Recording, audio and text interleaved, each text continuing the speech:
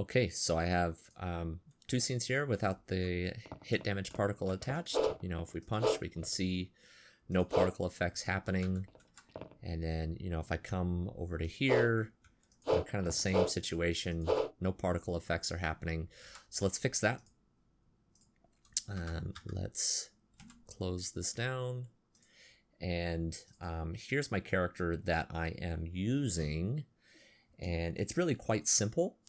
All you have to do is do the V hit damage particle and place it on the root of your character there. Oh, I forgot. I actually need to apply this back to my prefab because as you can see here, this is actually just the one in the scene.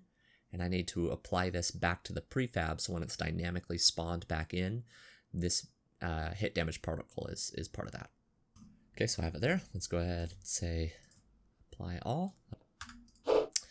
Okay, so now we have the blood splash effect. So you know when it get punched, you see that effect happening.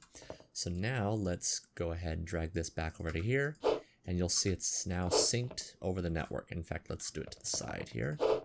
So you can see that blood splash effect happening for everyone involved. And it's easy as that. There's no additional legwork involved. Just attach your hit effect particle to the root of your character, and you should be good to go.